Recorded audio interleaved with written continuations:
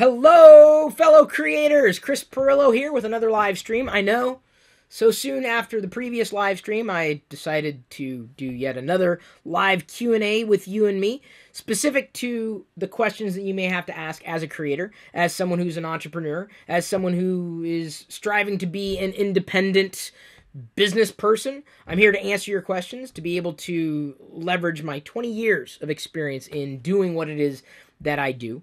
And I thought I'd kick it off and potentially keep this video focused, if we don't have any other questions from the live community, on one question that was just asked in another live video that I just finished streaming on YouTube in another channel. Yasser, who is a member of the chat room, which you do see behind me, they may be watching this video live as well. Not every one of them are creators, but Yasser asked if when the last full-time job I had was. What was it? Or at least when was it? How long ago? And I couldn't even tell you. That's how long ago it's been. I stumbled into this career about 20 years ago.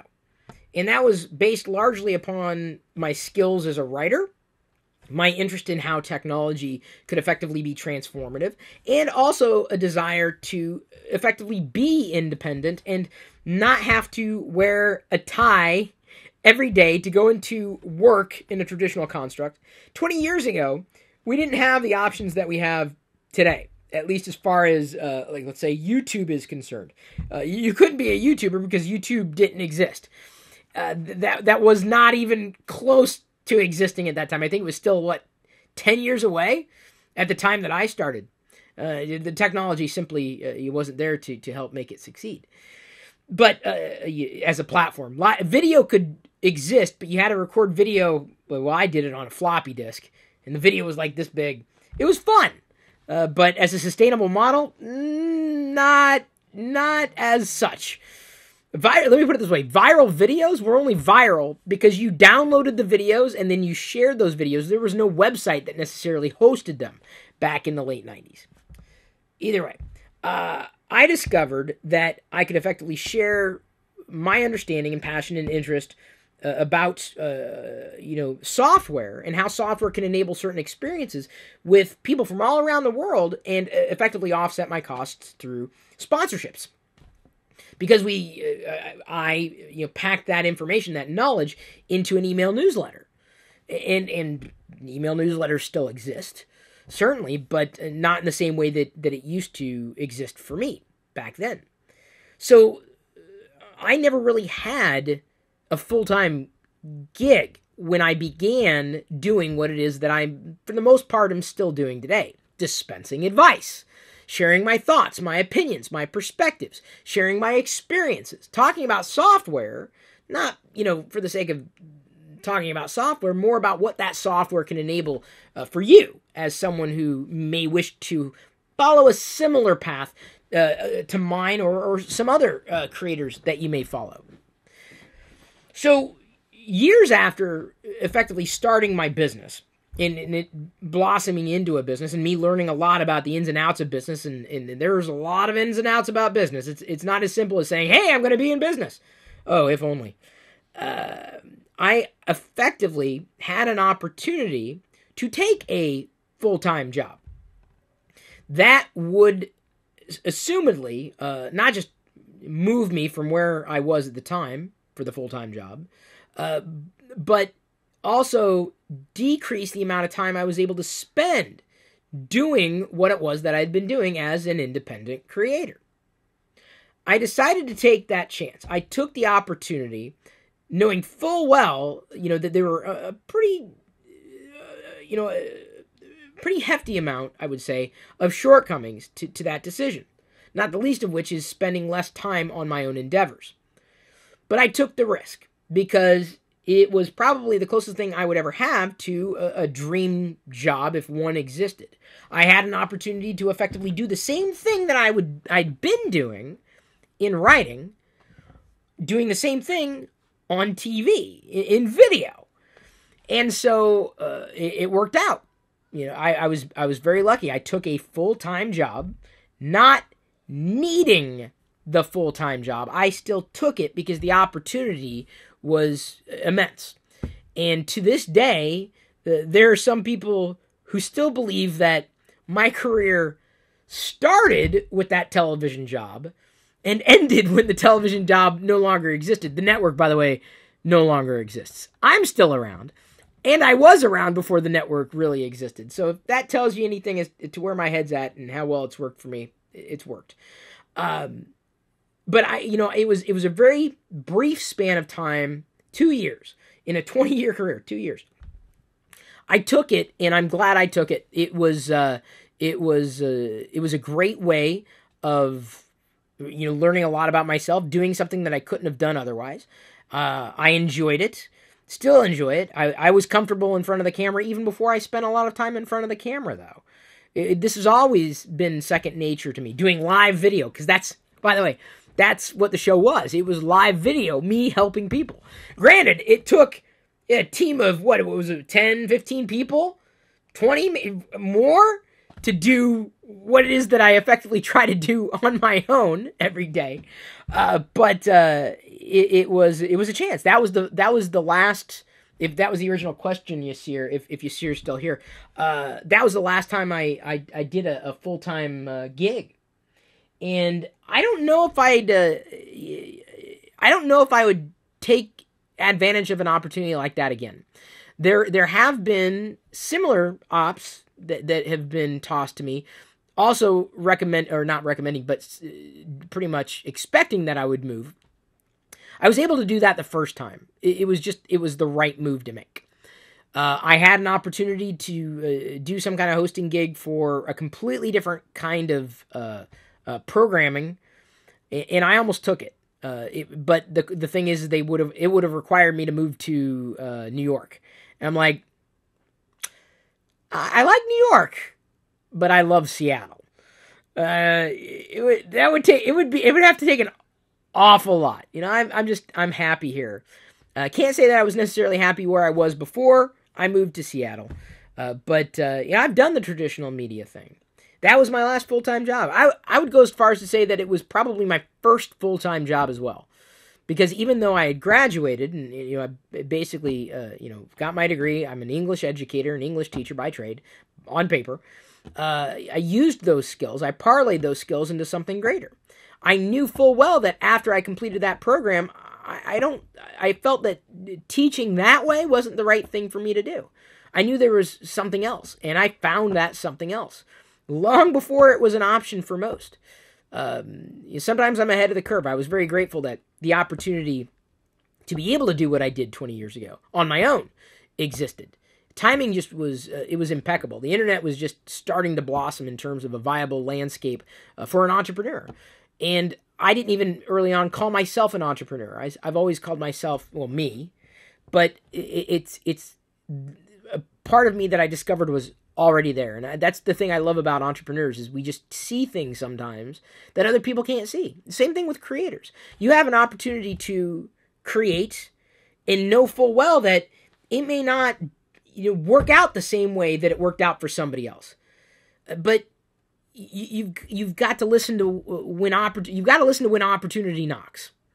And you have to decide that for yourself. Even if you're like doing well, sometimes, I'm not saying hedge your bets, but balance out those opportunities. And even on paper, if it looks like it's a really bad idea, sometimes you'd be surprised.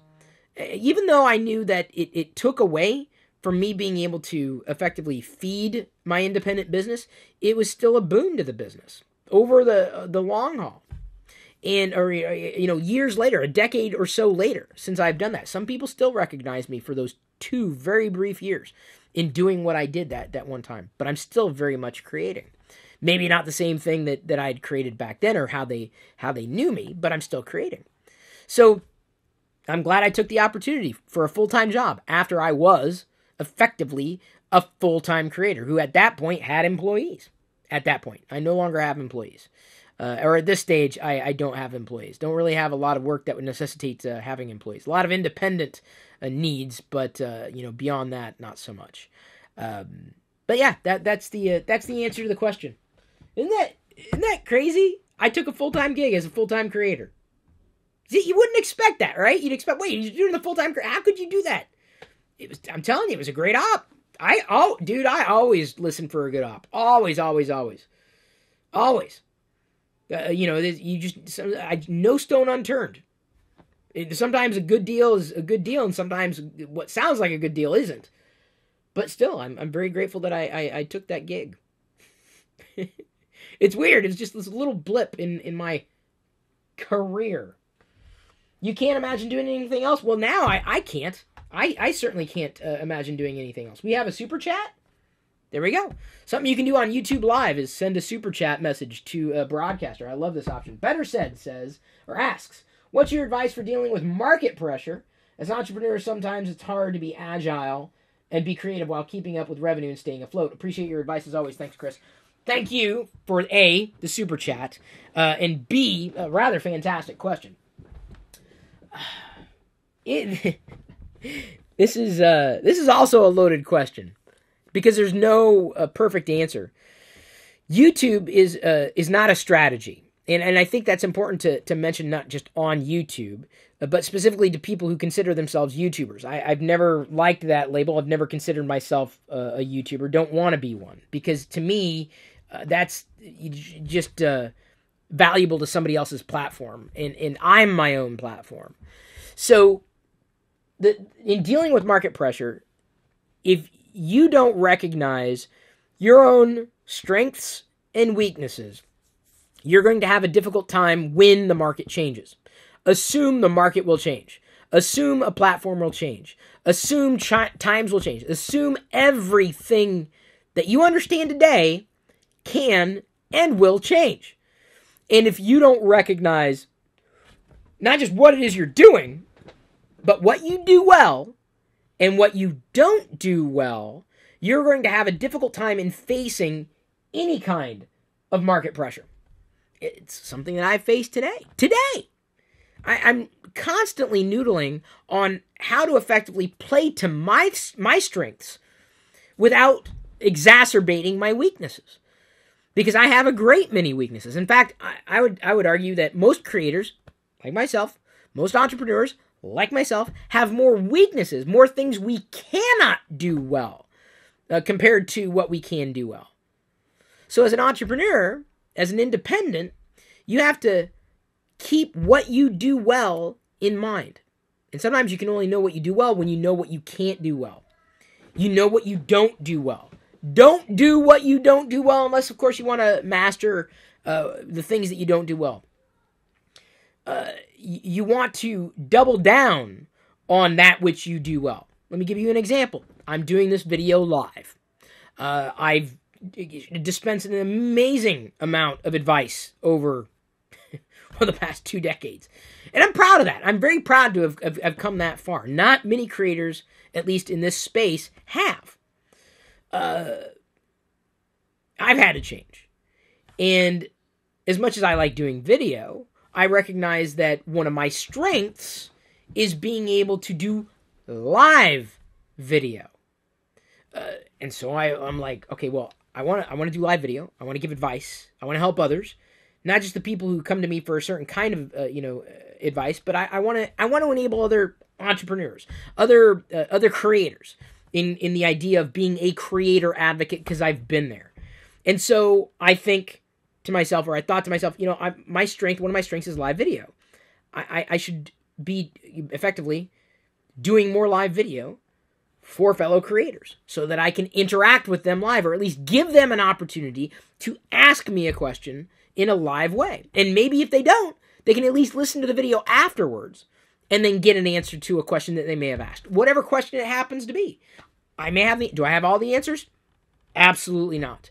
But do I have some answers? Yeah. Do I have experience to leverage? Absolutely. And what's the best way for me to be able to allow others to leverage what it is that I want to give them and they may want from me? And the answer to that question is playing right within my bailiwick. My wheelhouse is live video. Doing live video. So I know what I don't do well. I don't edit video very well. I know what I do well. Live video. So to keep up with market pressure, given that there's a lot of content out there, there's a lot of advice out there, there's a lot of people out there who are creating, I've got to effectively do what I can to elevate my position in doing it in my way, because that's the best way. My way is the best way. Your way as an entrepreneur is the best way. Not how someone else does it, how you do it. Something I've been saying pretty much from the beginning. Only you know you. And you know you better when you know what you don't want to do and what you can't do well. Because then you can play to your strengths. And the way to stay ahead of those market pressures is keeping that at the center. And that's an example that I think is very applicable to creators. I mean, there are different types of businesses out there, certainly. And so you've always got to stay one step ahead. And part of staying one step ahead is being aware of what options are at your fingertips. You've always got to be looking, always. Creators especially, new options. For example, Better, you did it perfectly. You did it perfectly. You said, you basically asked, but you used a super chat option. That's an option you can now do on YouTube. Like someone will effectively, it's like a tip, getting a tip during a live stream.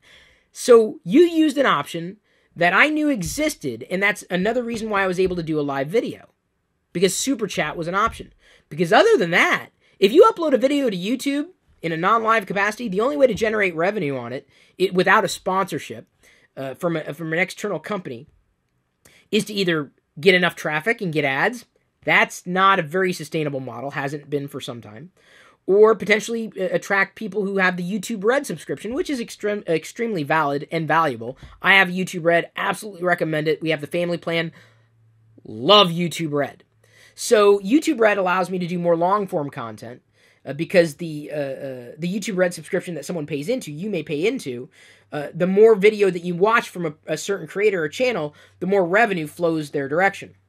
So I have the option then to turn on super chat during these live broadcasts. That $20 tip, which I'm very, very grateful for, I guarantee generated more of support for this live video than ad revenue could, because we won't have the numbers for a lot of these live videos, even the live videos I've done in other channels. Super chats are a fantastically better way of supporting live video endeavors on YouTube. And honestly, I don't think the CreatorAdvocate YouTube channel even has ad monetization turned on right now. I don't think we've got enough video views, nor will we for quite some time. But Super Chat has been enabled.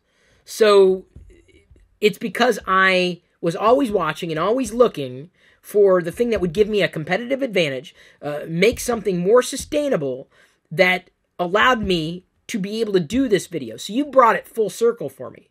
So I did the video because I knew there was an option that people could super chat, as well as I'd share advice and flow people back into CreatorAdvocate.com. That's like an ongoing subscription. We've actually set up a separate Discord chat room for people who subscribe on CreatorAdvocate.com. And you brought it full circle by posting a super chat. So you did the thing that I was anticipating would happen should I have done, or would I do, a live video.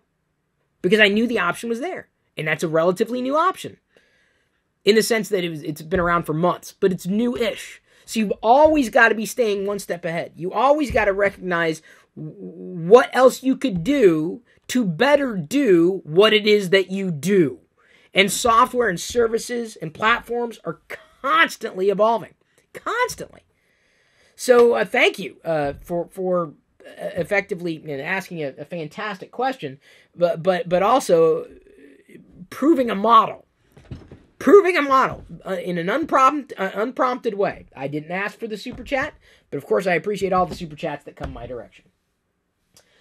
Sean Foster asks, I'm a software developer and an educator. Do you think the development education content on YouTube is oversaturated or worth getting involved in?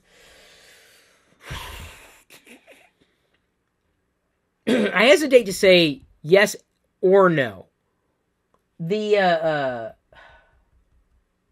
development education content. You know, the people have had a fantastic time in doing this. If you're going to do it without a hook or without a personality, I think it's going to be a very tough time, because it's a competitive landscape. People are always looking to learn, don't get me wrong. But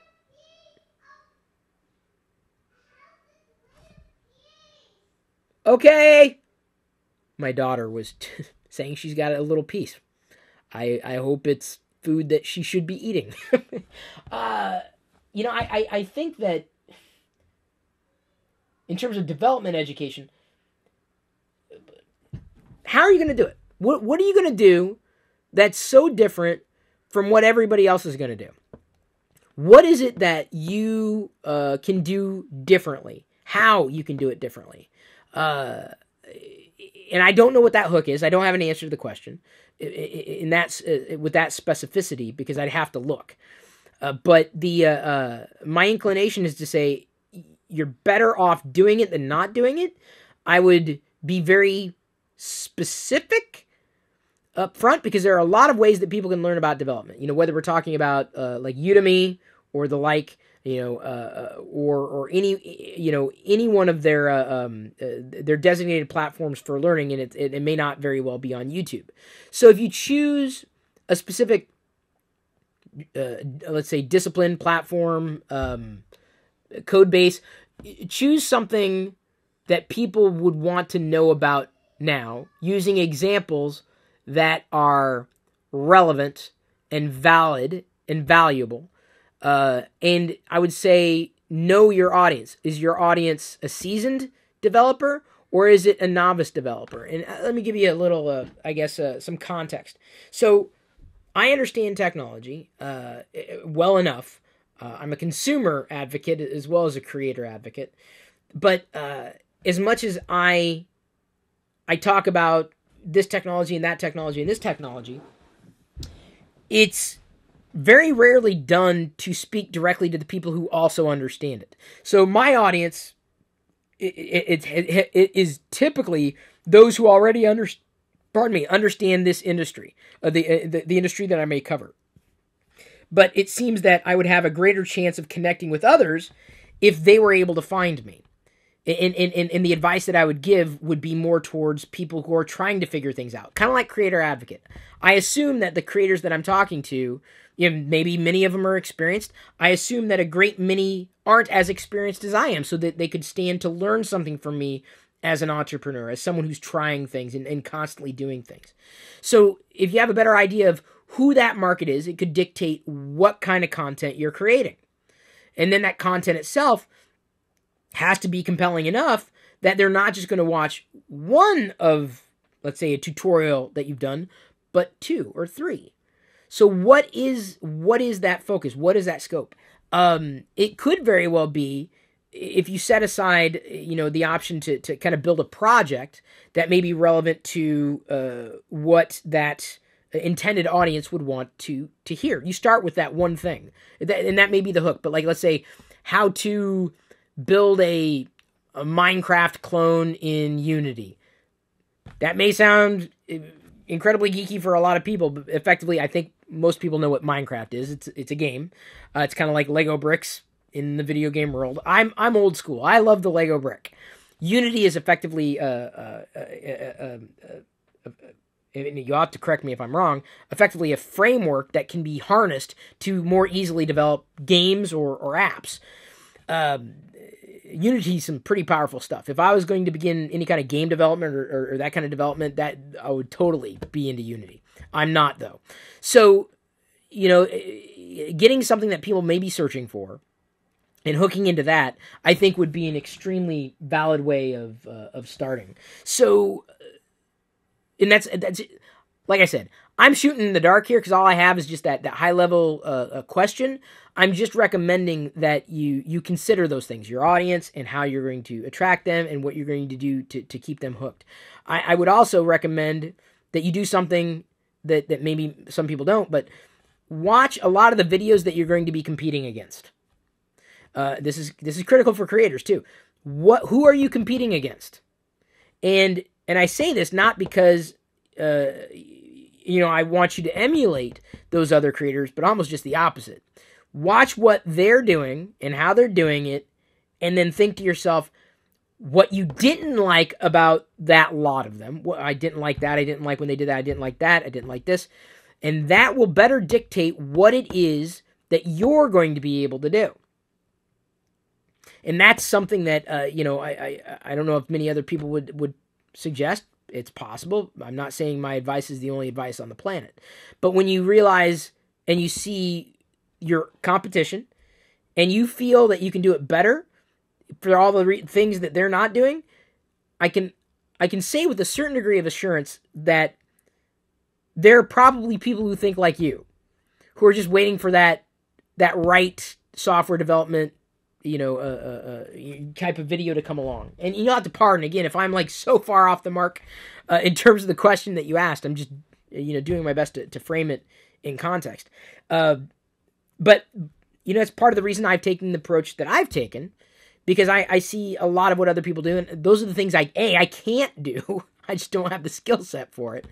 And I recognize the things that I would want. And those are the things that I want, I put into the things that I create. The things that I want. I create the things that I would want. So create the things that you would want. Even if you feel that it's already overplayed. Because if you look at what else is out there and you see things, you see holes, that those gaps that you can fill, all you need to do is fill one of those gaps, and you may very well see success. That just wouldn't surprise me.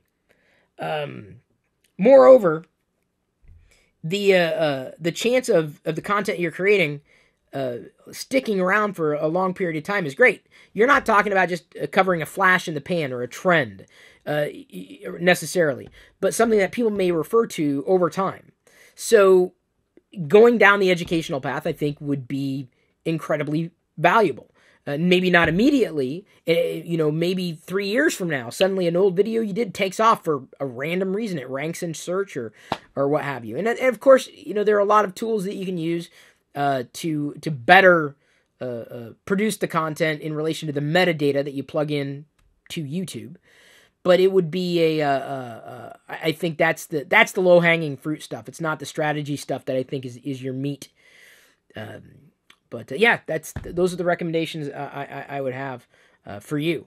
One of the reasons why I'm doing the Creator Advocate series is, number one, just to do it, because I need this outlet to be able to provide this kind of advice, and two, because this is kind of an educational approach to content as well. That 3 years from now, the questions that I've answered could very well benefit a creator or an entrepreneur then. That's the value of doing something that's more educational focused. Some of the stuff is more timeless than the flashes in the pan. So, and hopefully you get I learned flash in the pan. I couldn't figure out what it was. And it's about, remember you ever panned for gold? I have. Years ago, I panned for gold. I was a kid. Do the whole shaking and the thing. And they put a gold flake in there so the kids get a little gold. And it's a flash in the pan. Like it's there and it's gone. There's just this little sparkle. It's a flash in the pan.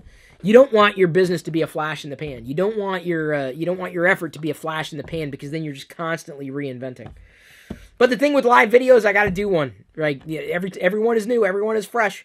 Thank you, everybody, for tuning in. I'm going to go ahead and wind down. I wasn't sure how well this is going to go, but I would say that the amount of time that we spent with each other, I would imagine, was fruitful. Thanks again for liking, subscribing, paying attention, asking some rather fantastic questions. Thank you, Better, for the super chat, the unprompted, unsolicited super chat. It's always nice. It's always nice when you do something and it finds some amount of attention out in the community, whether it's 20 people, 200 people, 2,000, 20,000, 200,000. All that matters is that at the end of the day, I did it. And I think as a creator, that's the thing that I'm looking for. Now the dogs are barking. I told you, I like doing live video. You never know what's going to happen. You never know what my daughter's going to yell up the stairs, really. As we wind down, this is just another bonus. Dennis Camacho came in with a super chat. Thank you. And he says, great answer to Sean Foster's question. What you said could be applied to different creator areas. Always appreciate the advice. Thank you, Dennis, for the second super chat of this video. Also a very pleasant surprise. As I mentioned, CreatorAdvocate.com is open 24/7. I don't know the direction it's going, but its primary value is to effectively create a subscription service, with the biggest component of that being a dedicated chat room. Maybe not this one, But there is a dedicated chat room specifically to those who do subscribe on CreatorAdvocate.com. So thanks again. Going to wind down. If you have any other questions, feel free to ask them in the comments, and we'll check them out. I love you. I appreciate you. And at this point, I'm going to leave you to your own devices. May the Force be with you.